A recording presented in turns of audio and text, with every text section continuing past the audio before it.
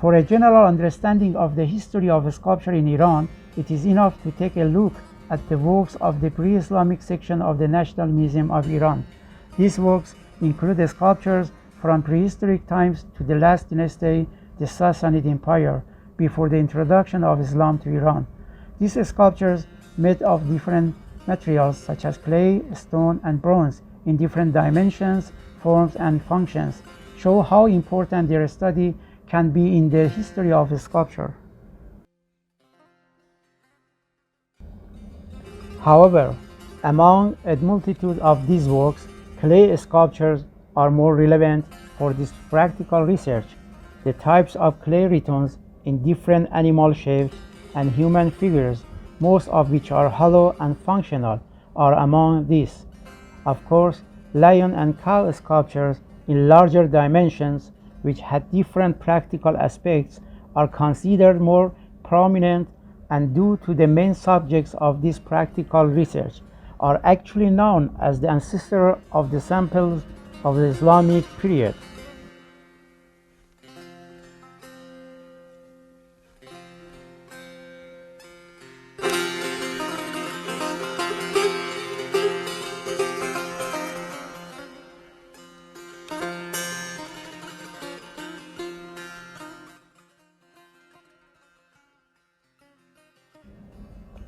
With the rise of Islam and despite the religious restrictions in making all kinds of sculptures, Iranian artists continued the tradition of making clay sculpture with all the influences caused by the new religion.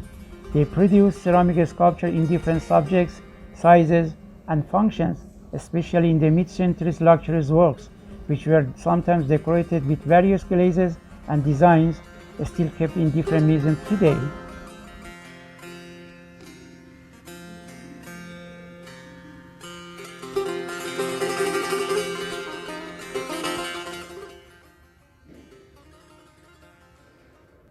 But among these ceramic sculptures of the Islamic period, the ceramic lustre sculptures are different because their decoration with lustre glaze gives them a special appearance.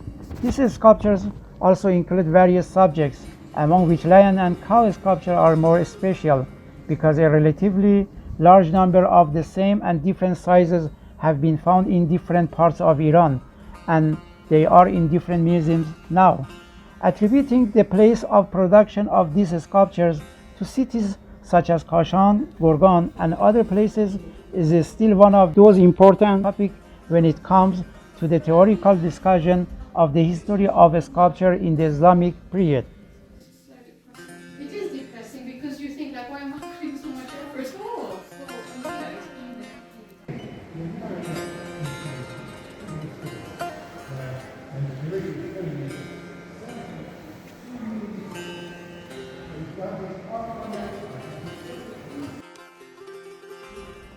Obtaining the fellowship award from Cambridge University's Department of History of Art gave me the opportunity to closely examine two samples of the best Iranian lion and cow lustre sculptures in Fitzwilliam Museum. These sculptures are made of stone paste and decorated with high-quality bronze lustre. The main body is made by using two-piece mold, and the legs and other parts, such as ears and hooves, are hand-shaped. The important point in these sculptures is the seam between different parts of the molds, which is perfectly neat and integrated, and this gives me the motivation to hypothesize that in the reproduction and production of these sculptures, the casting method, a new and actually a modern one, should be examined alongside pressing the clay slab. This thought is in dire need of studying more samples in greater detail, but it was the point I did bear in mind when I returned to Iran. After the fellowship ended, I returned to University of Kashan and I started to make both lion and cow sculptures. To make the lion sculpture, I used clay as a modeling material and plaster as a molding material. It is necessary to remind you that in the past, the clay itself was used to make molds, but this model and its mold were made in such a way that the main part can be reproduced by pressing the clay slab like in the past. It should be noted that the other parts, including legs and ears, were completed by hand after reproduction of the main body.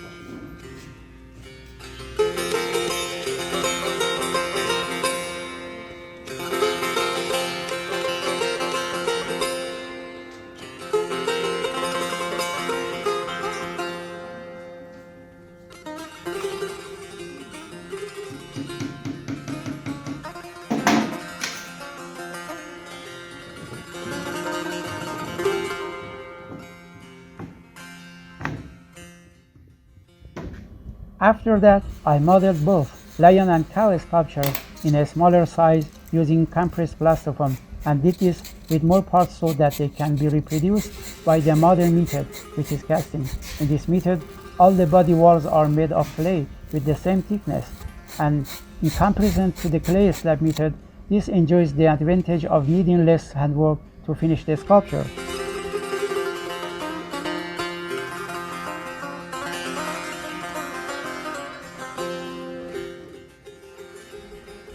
After reproducing the sculptures via pressing the clay slab method and the casting method, I dried them, polished the surface and the seam of the molds, and fired them into biscuits in an electronic kiln.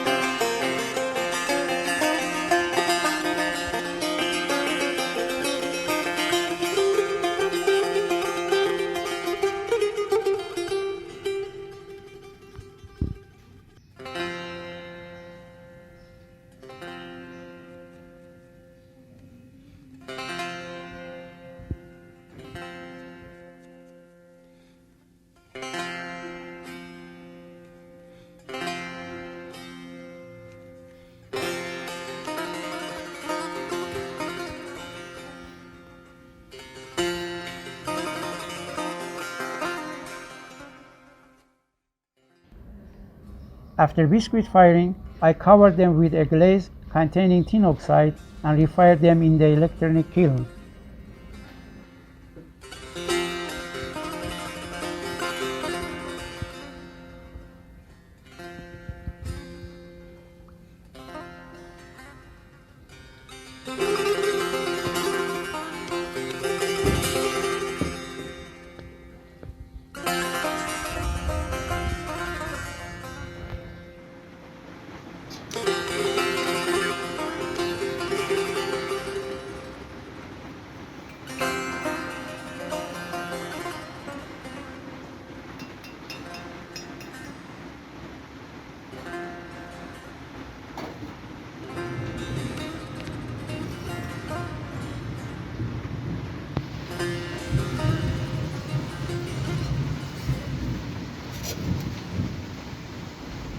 After firing the tin glaze base, I painted the sculptures with similar motifs and copies of the original samples with the lustre pigment.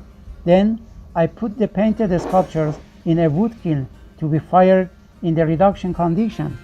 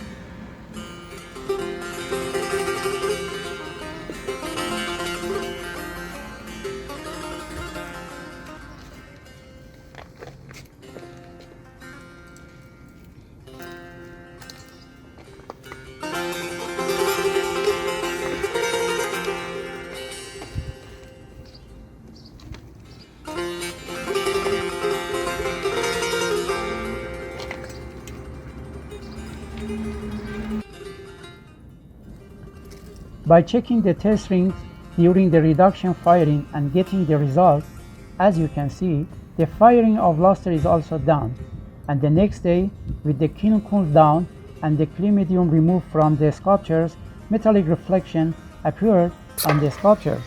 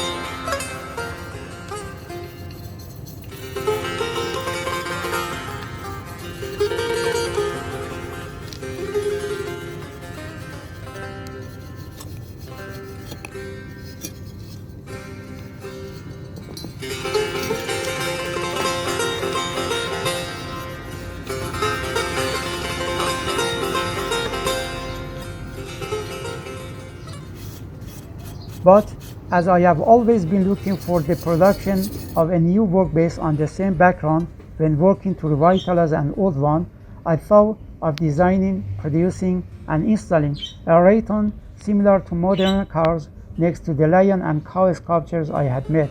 The idea I just implemented. The irony latent in this installation tells about a bitter and serious reality I was trying to uncover in this practical research.